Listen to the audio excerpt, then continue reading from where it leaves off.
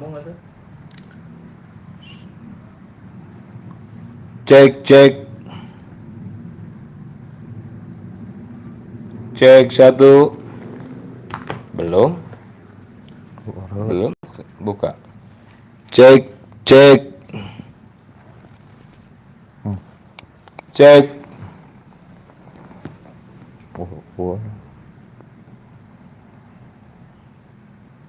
Cek. Cek cek. Cek. Dia ada nih. Halo. Cek. Oke. Halo. Halo. Oke. Halo. Halo. Oke. Halo. Halo. Oke.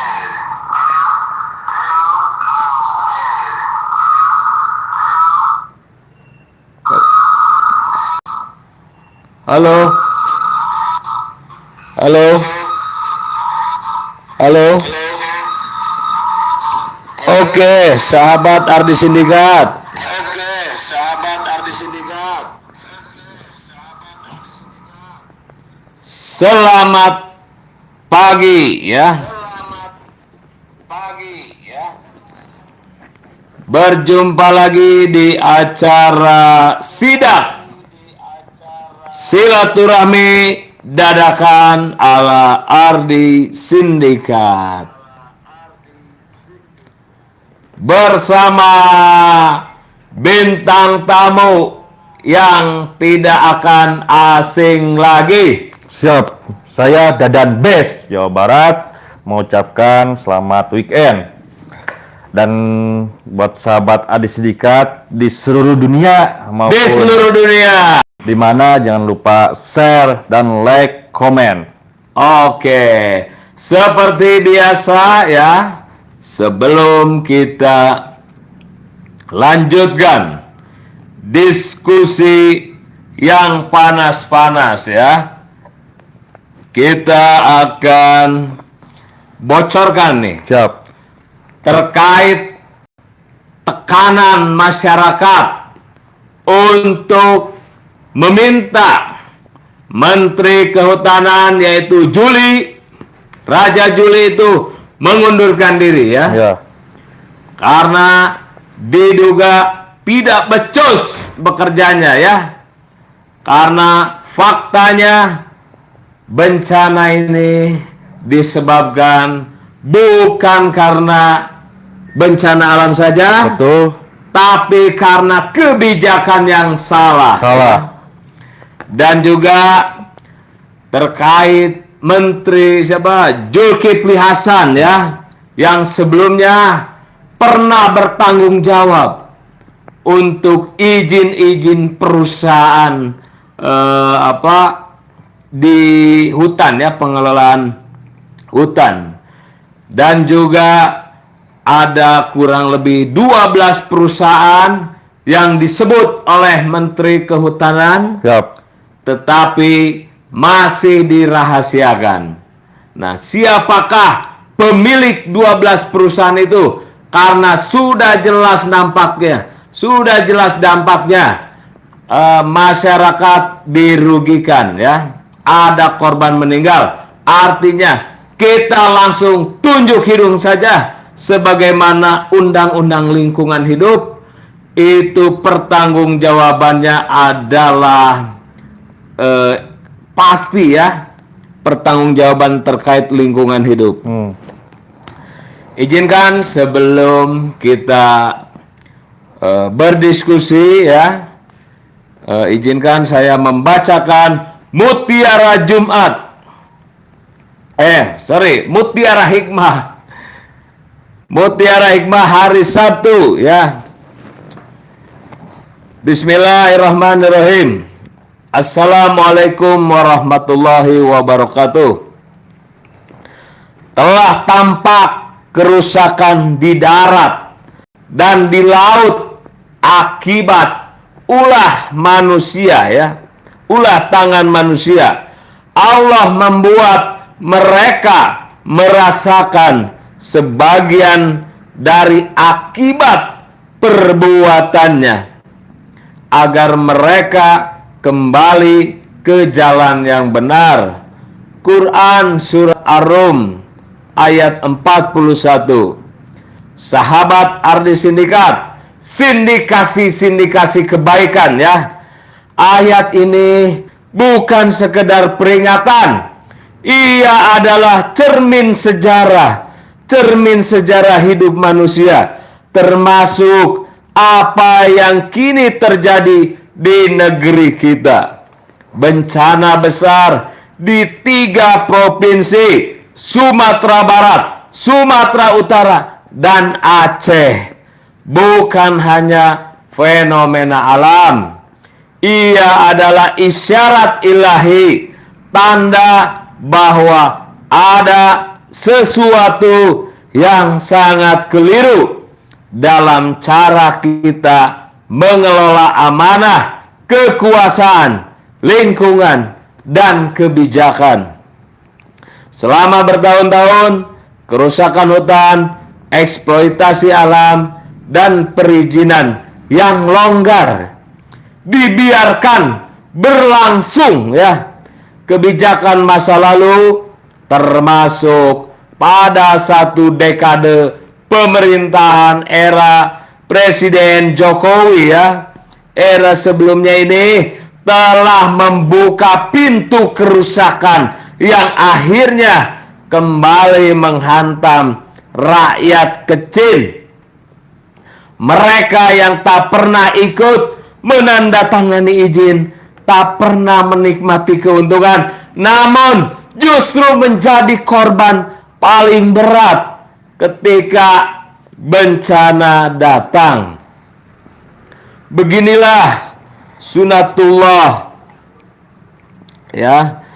Bila amanah diabaikan, bila keadilan diinjak, bila peringatan Allah diabaikan, maka alam diberi izin untuk menegur kita dengan cara yang paling keras. Hari ini rakyat di 3 provinsi itu memikul beban berat ya. Hilangnya rumah, hilangnya keluarga, hilangnya masa depan. Namun pesan ayat Ar-Rum ini sangatlah jelas. Allah ingin kita kembali kepada amanah, kepada kejujuran, kepada kebijakan yang berpihak pada rakyat, bukan kepentingan sempit penguasa dan konglomerasi ya. Kepada pemerintahan yang sedang berjalan di bawah kepemimpinan Bapak Presiden Prabowo Subianto, ayat ini mengandung pesan serius. Janganlah ulangi kesalahan yang sama. Bencana ini adalah peringatan agar pemerintahan 08 atau Bapak Prabowo Subianto tidak sekedar ikut merasakan dampaknya, tetapi menjadikannya titik balik menuju tata kelola yang adil, berani, dan benar-benar berpihak pada rakyat.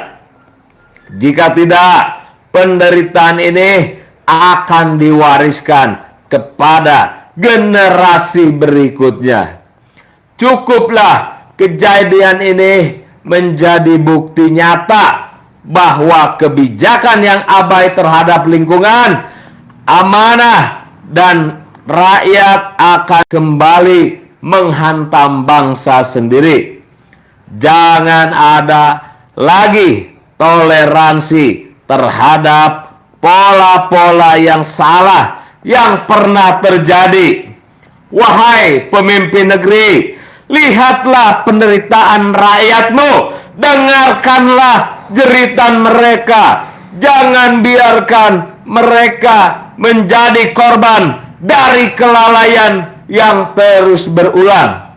Semoga Allah menjaga negeri ini, Amin. membimbing pemimpinnya, Amin. dan menguatkan rakyatnya. Amin ya robbal alamin. Salam juang dan jihad, Brother Egy Sujana, best dari Profesor Egy Sujana.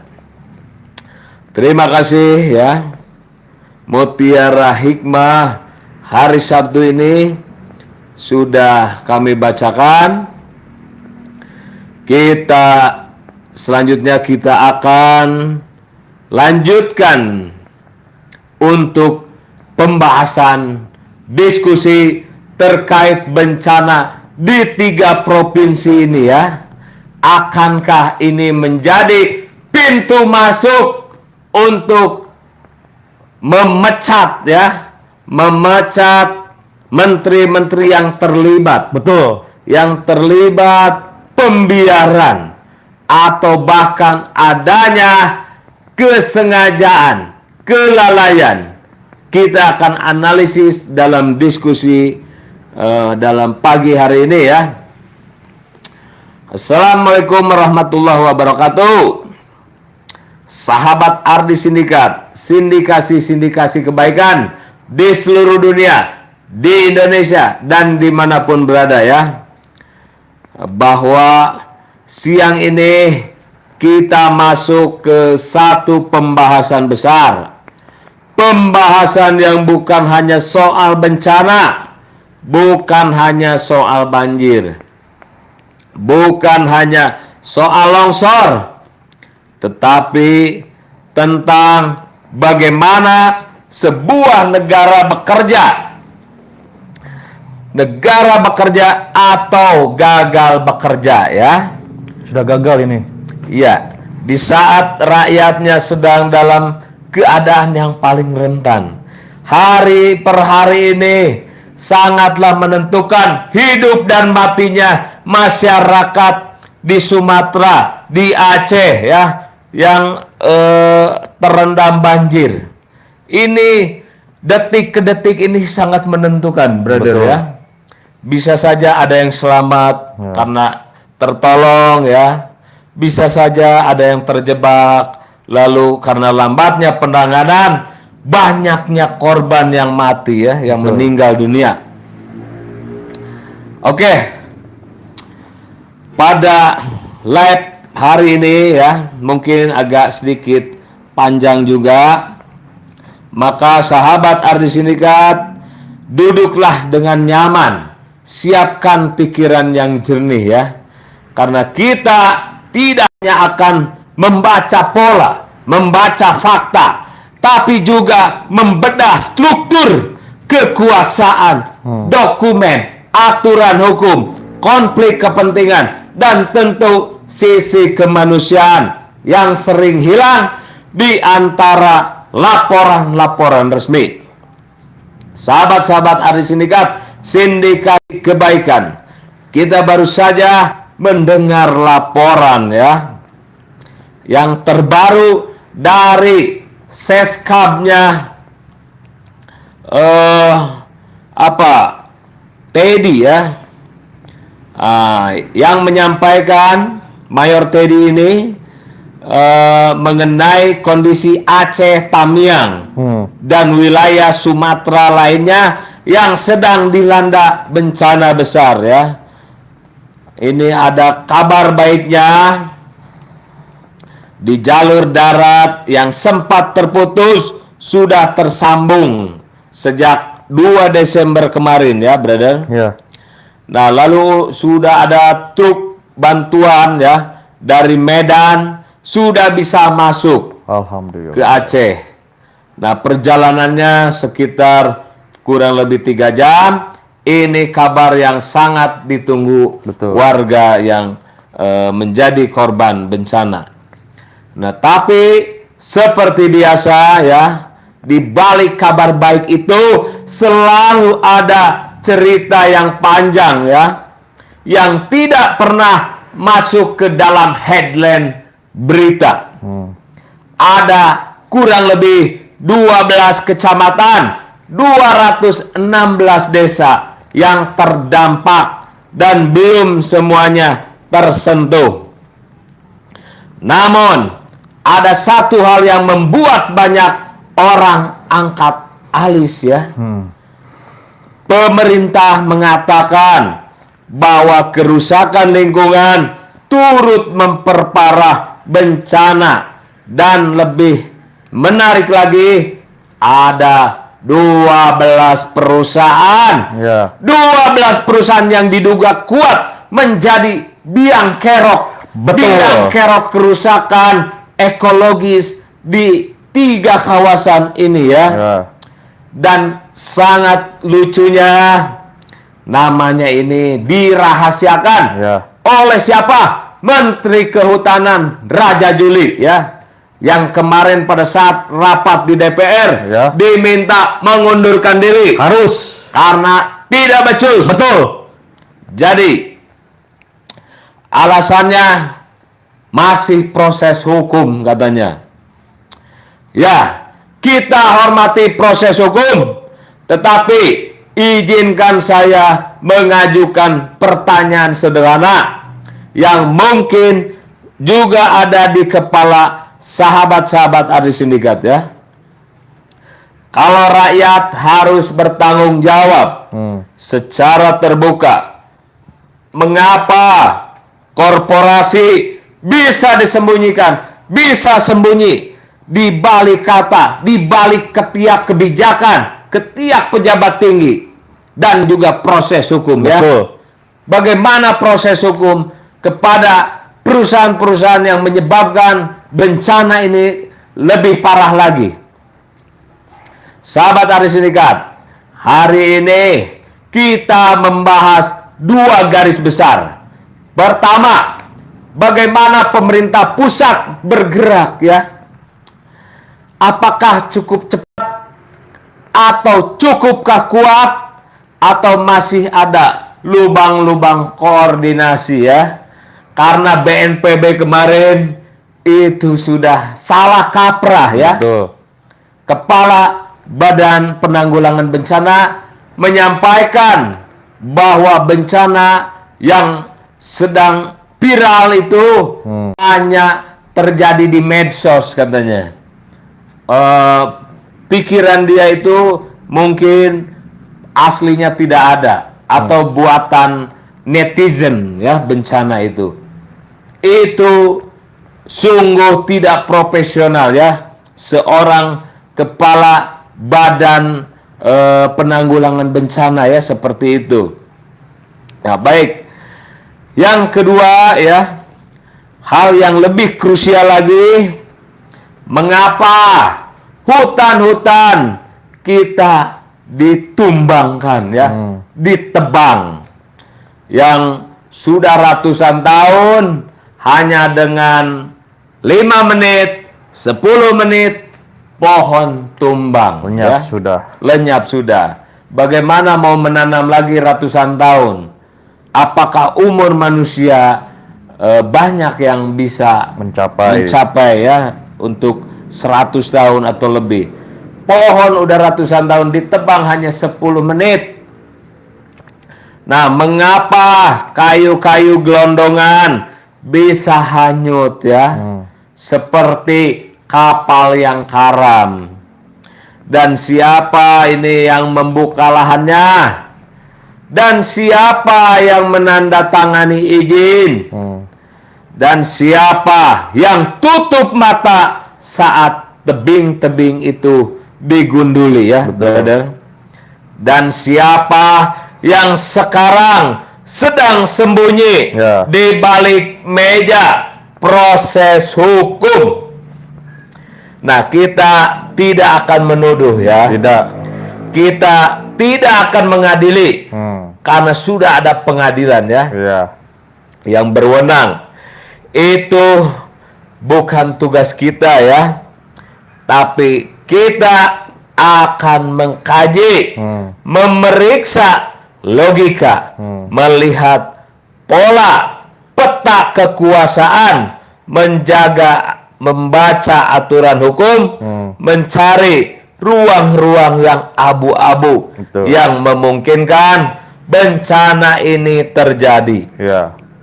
Karena yang namanya bencana ekologis, sahabat Adi Sindikat, itu tidak pernah lahir dari hujan semata. Ya. Ia lahir dari kombinasi lemahnya pengawasan, rapuhnya integritas ya. Ah, Lalu kemudian ketika banjir datang, korbannya rakyat. betul. ya.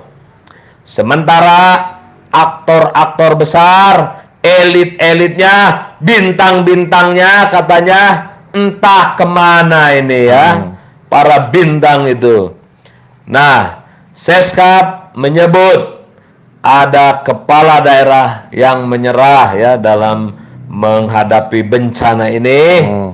Lalu beliau meluruskan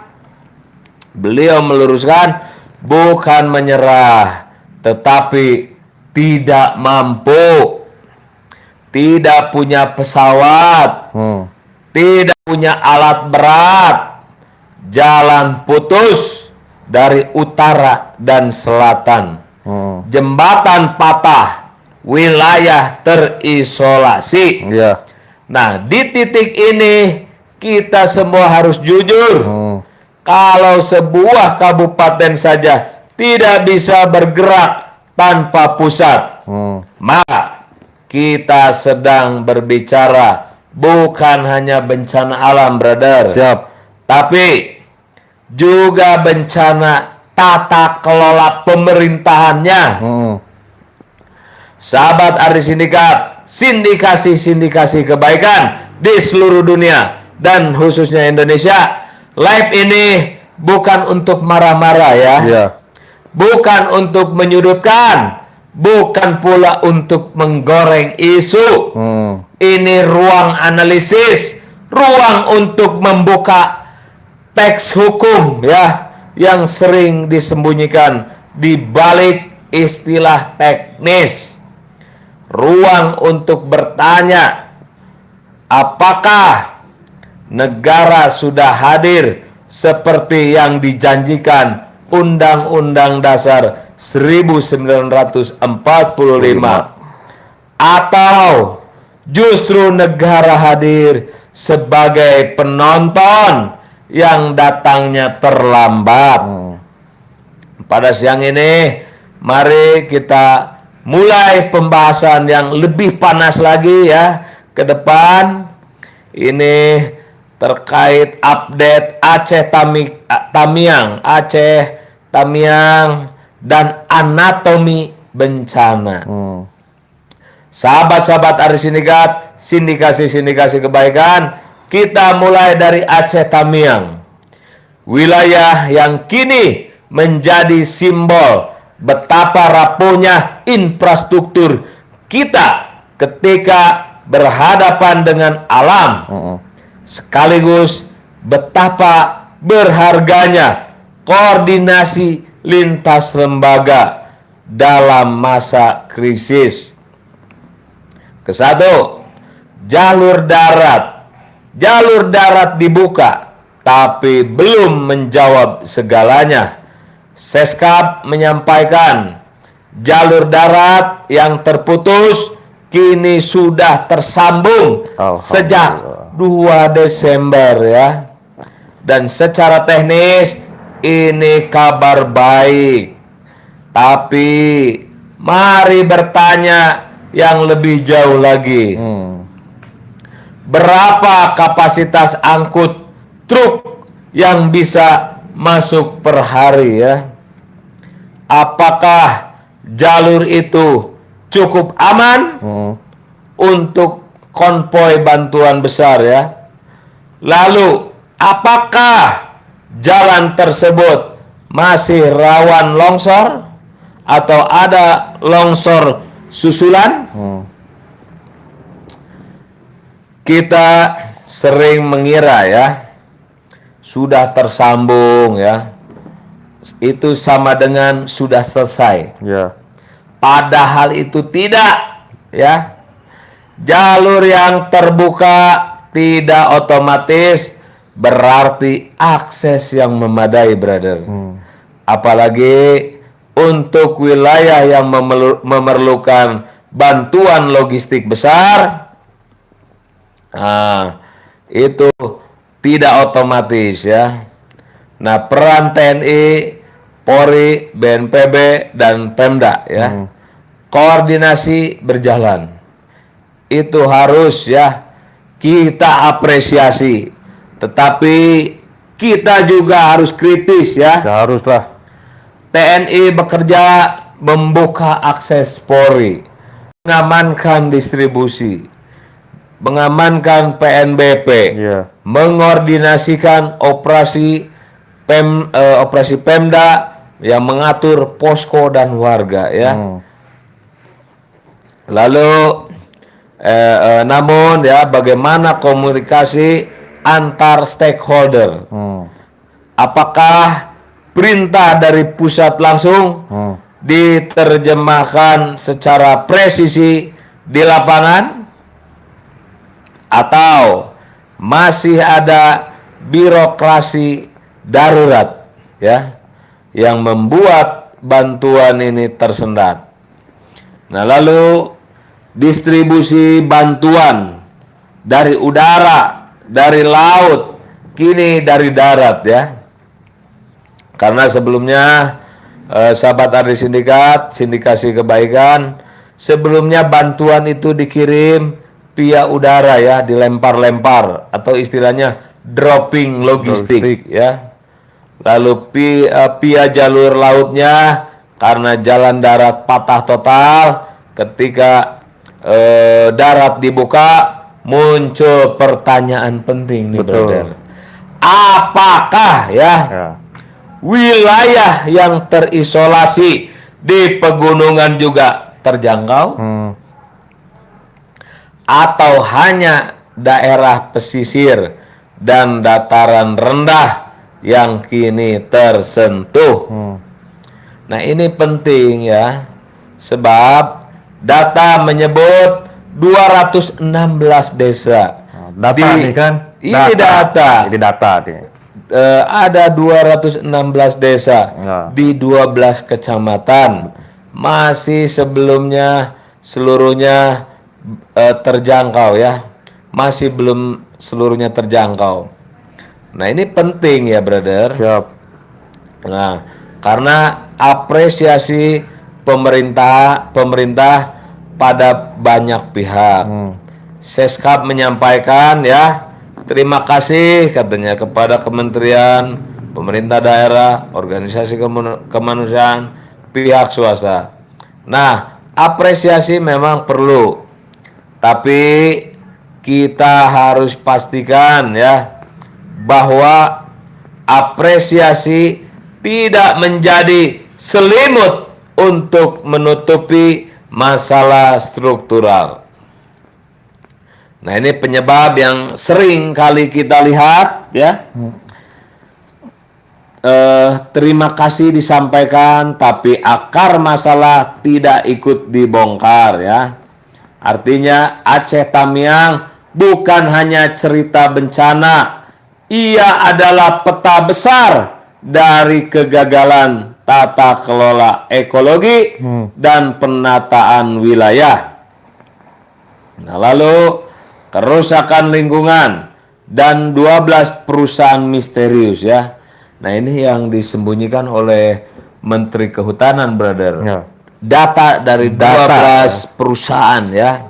Jadi kita di sini tidak seucap-ucapnya. Oke. Kita Tidak menuduh, tidak fitnah. Ini berdasarkan data ya. dan fakta di lapangan. Data dan fakta bahwa ada 12 perusahaan yang dirahasiakan.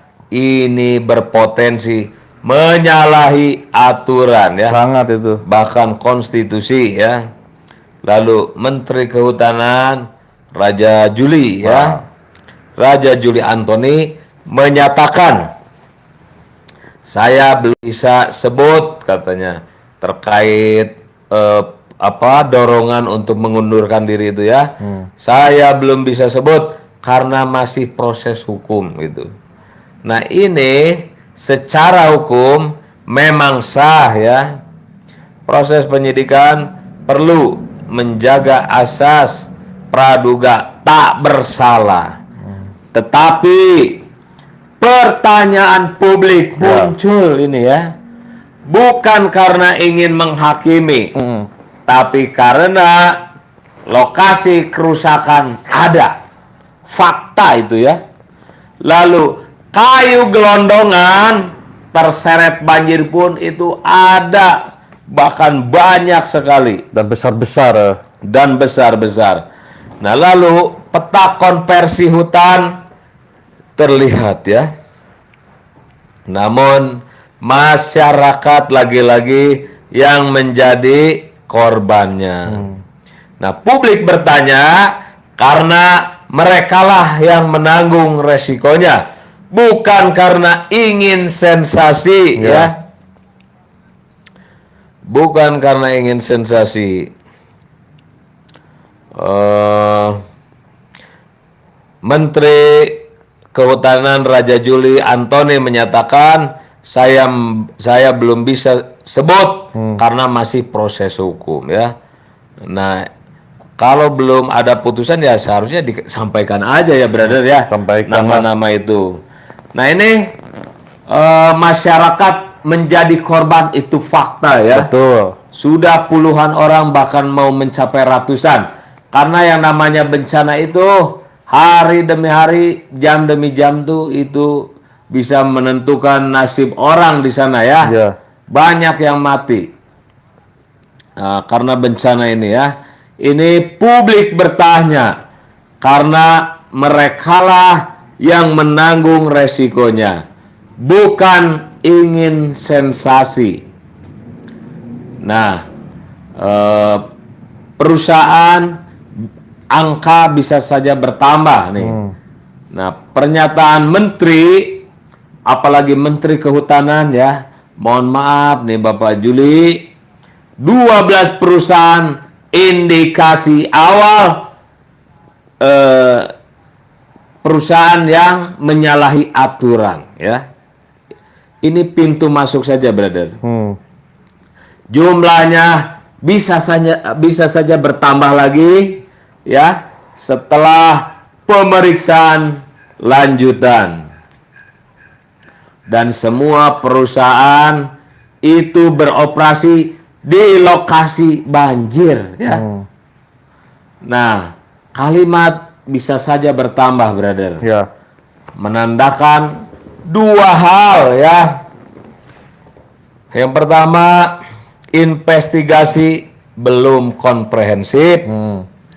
Potensi pelaku lebih luas dari yang muncul di media. Artinya kerusakan ini bukan sekedar insiden kecil ya. Jelas ini kan besar, banyak Ini jiwa besar. yang hilang kan. Ini bencana besar. Nah, artinya ya, kerusakan ini bukan insiden kecil, ini sistematis ya. Ini sistematis.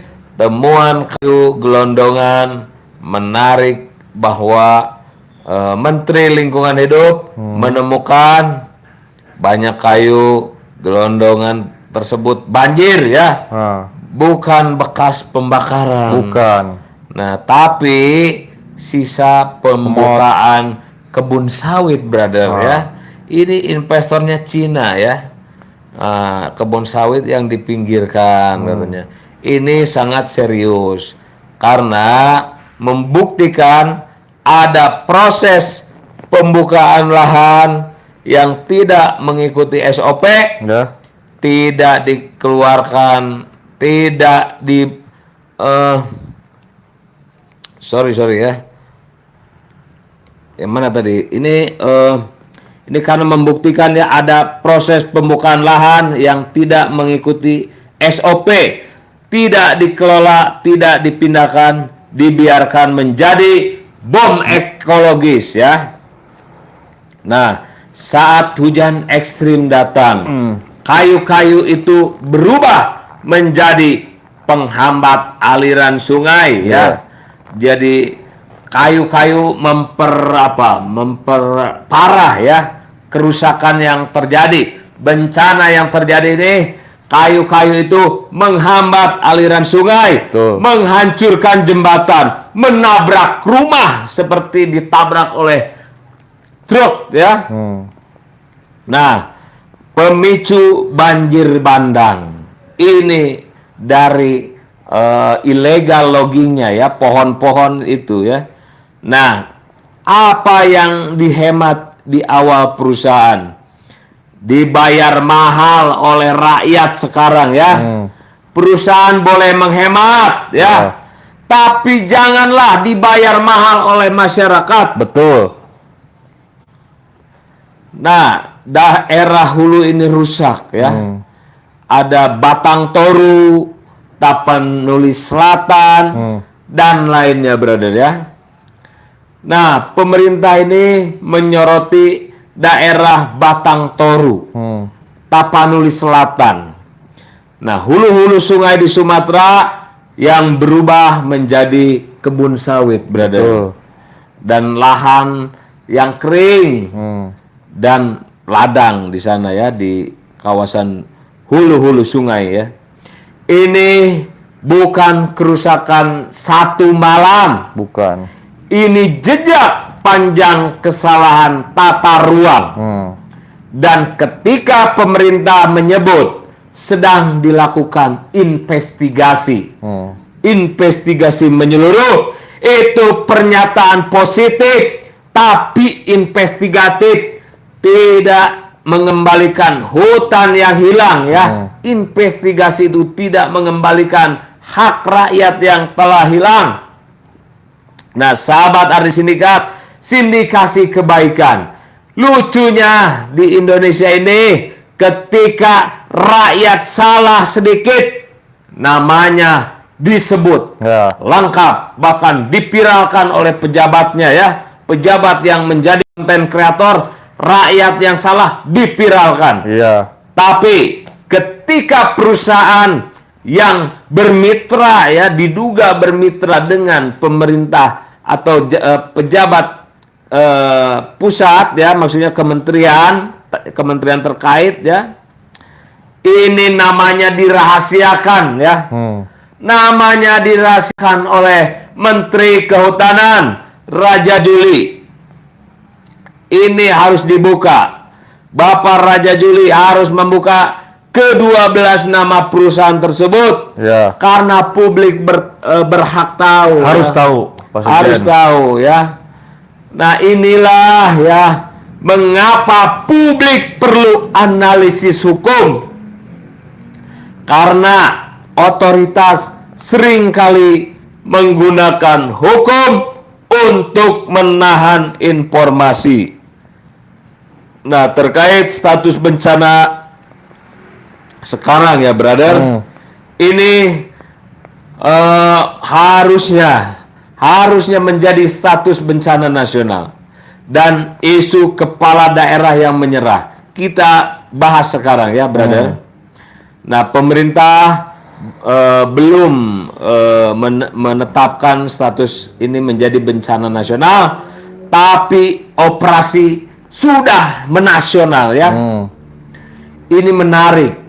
Seskap menyebut ya, belum berstatus bencana nasional, tapi penanganannya full skala nasional. Artinya TNI all out, Polri all out, BNPB ini pada akhirnya all out, walaupun pimpinan BNPB itu menduga ini musibah hanya ramai di medsos katanya kan. Ternyata ya fakta di lapangannya itu lebih mengerikan dibanding apa yang ada di tangan-tangan kita ya di dalam medsos ini. Sungguh mengerikan di sana. Bantuan telat, bisa saja nyawa melayang. Ini harus benar-benar all out ya. Artinya secara fakta ini sudah de facto bencana nasional.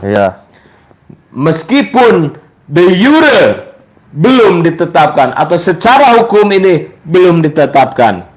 Nah, mengapa ini belum ditetapkan ya bencana status bencana nasional, kita akan kupas ya di segmen berikutnya. Nah, lalu isu kepala daerah yang menyerah. Ada 3 kepala daerah disebut menyerah. Seskap meluruskan tadi ya, sudah disampaikan. Mereka tetap bekerja, bukan menyerah total, tapi tidak mampu karena keterbatasan alat dan keterbatasan akses ya. Ya contohnya Aceh Tengah itu kan jauh sekali. Itu terkunci total ya, terisolasi. Betul. Jalan utara selatan terputus, jembatan pun runtuh. Tidak ada landasan pesawat di sana. Tidak punya alat berat. Tidak bisa melakukan dropping logistik sendiri, brother ya. Siap. Nah, ini bukan kegagalan kepala daerah ya. Ini kegagalan sistem. Negara yang begitu luas dengan topografi kompleks tidak bisa hanya bergantung pada kemampuan lokal. Komitmen pemerintah pusat ya.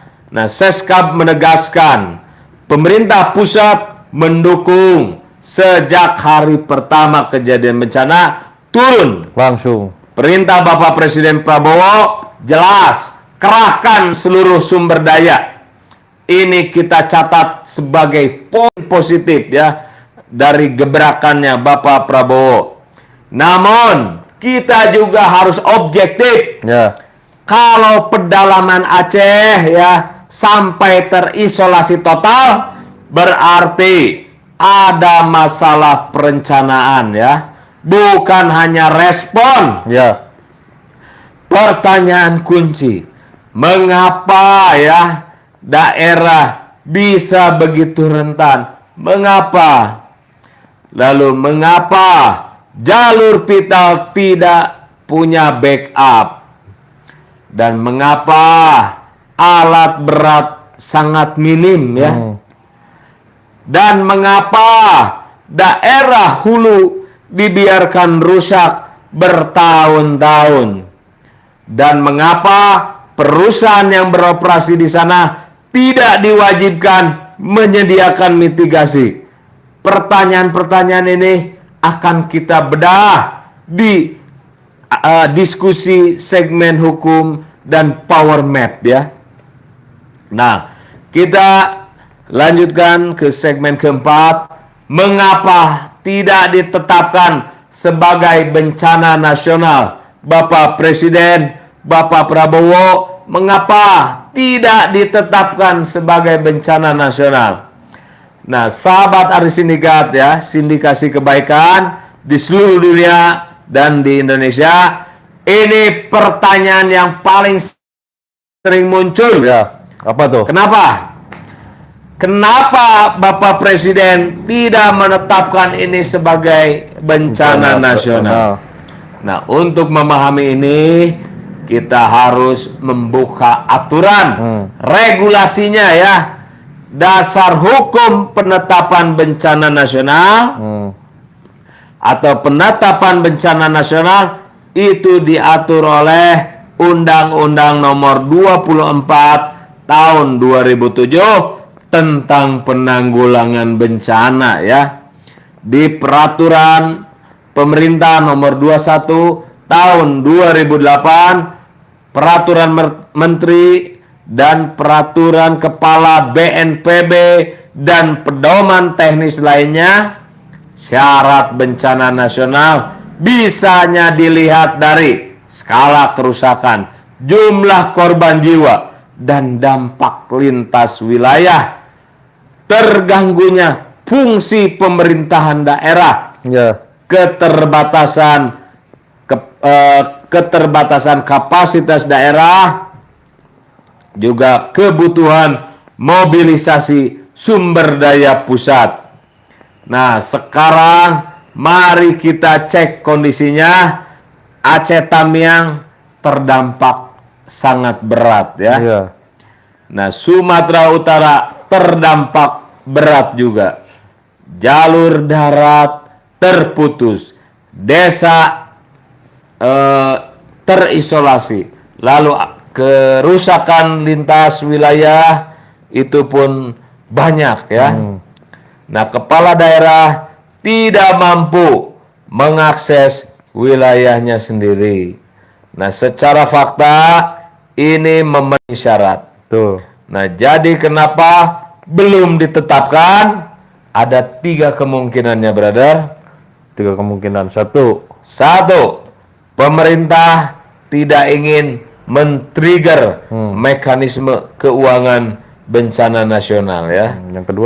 yang kedua, Karena jika ditetapkan ada konsekuensinya, brother. Anggaran menjadi ekstra, Ya. double. Audit pun ekstra.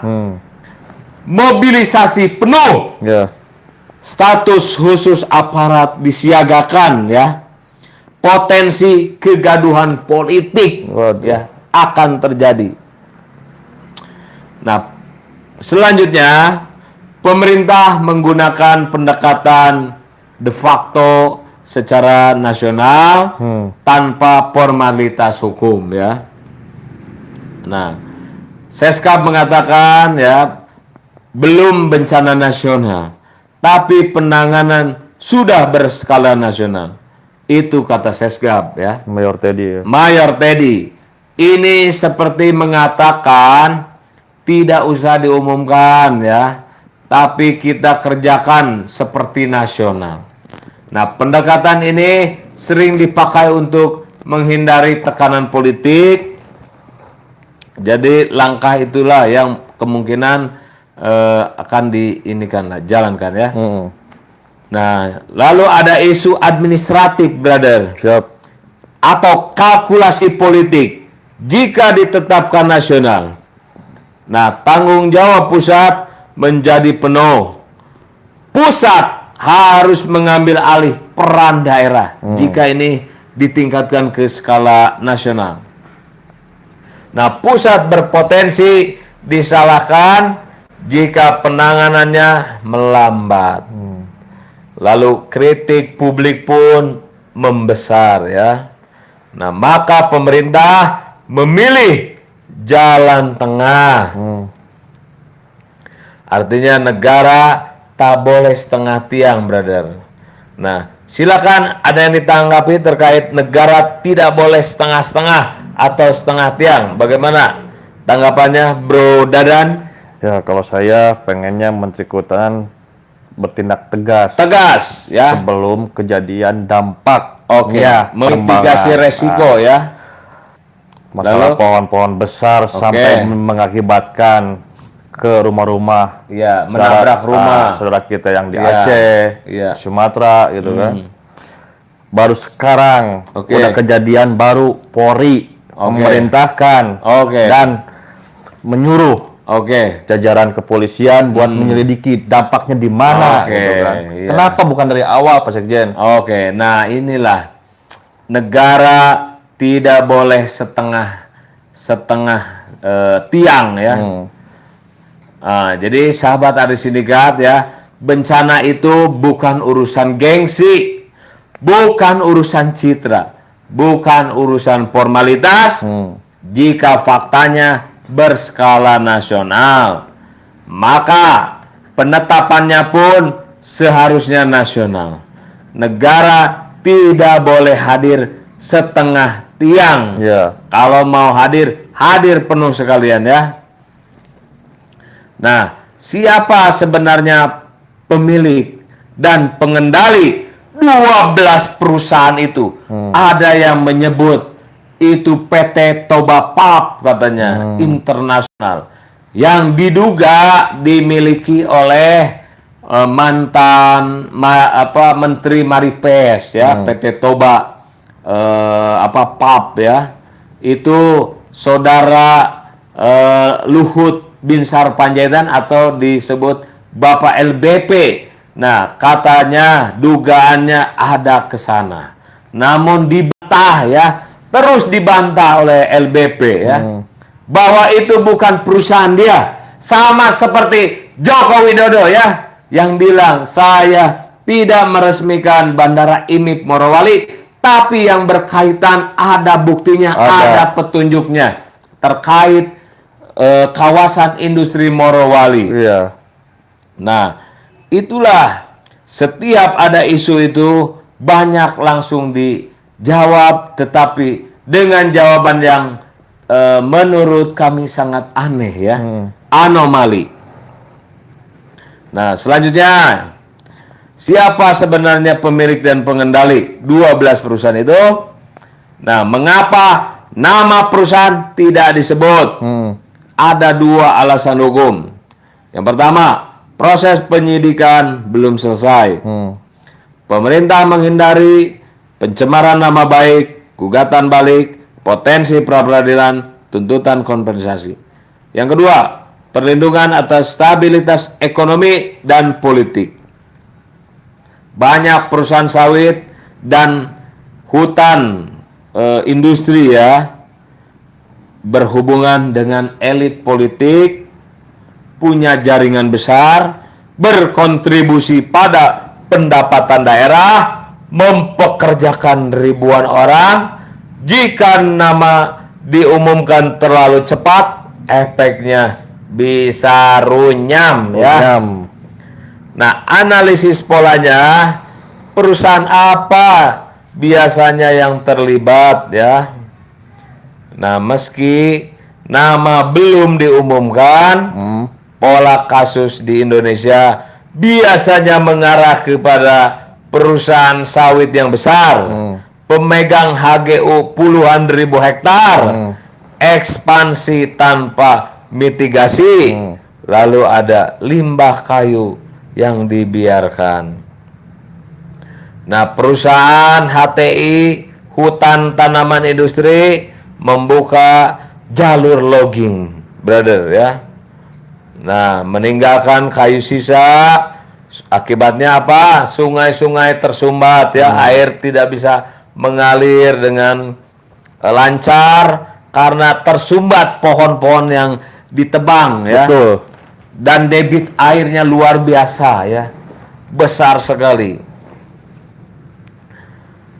Lalu perusahaan perkebunan skala menengah ini tidak punya standar mitigasi ya. Lalu operasional musiman, pembukaan lahan yang agresif. Nah, dalam kasus Aceh Sumut, indikasi terbesar ada pada pembukaan sawit ya, kebun sawit, pembukaan kebun sawit, kayu gelondongan tertinggal ya, tebing gunung, lalu aktivitas hulu yang tidak terkendali. Nah, ini peta kekuasaannya, siapa berada di balik mereka ya. Nah, ini kalau bicara biasanya pemilik perusahaan terhubung ke partai-partai besar, brother. Nah, komisaris atau direksi punya posisi publik ya. Nah, sebagian terafiliasi dengan korporasi asing dan ada konsesi lama yang diwariskan dari era lama, bahkan sebelum Jokowi dan setelah itu ada Jokowi. Ini kemana gitu kan? Pemerintah itu ada apa enggak gitu kan? Nah, lalu ada konflik kepentingan lintas negara. Ada kepentingan lintas lembaga. Nah, inilah mengapa publik menduga mungkin bukan proses hukum yang membuat nama dirahasiakan, tapi proses politik. Nah, apakah ini benar ya? Kita tunggu hasil resmi. Tugas kita hanyalah mengawasi ya. Nah, ini selanjutnya banjir, longsor, dan bom ekologis yang sudah bertahun-tahun dirawat. Lalu banjir bukan bencana alam murni ya. Seskap mengatakan hujan ekstrim jadi pemicu utama. Hujan lagi yang disalahkan. Nah, Ini benar, tapi pemicu bukanlah akar masalahnya, brother ya. Iya. Nah, akar masalahnya adalah hutan yang hilang. Betul. Ya. Hutan yang hilang, kayu sisa logging yang tidak dikeluarkan ya. Sehingga sungai yang menyempit, kontur tanah yang rusak, lalu drainase alam pun terganggu ya. Nah, bukit yang gundul, erosi tanpa penahanan ya, penahan.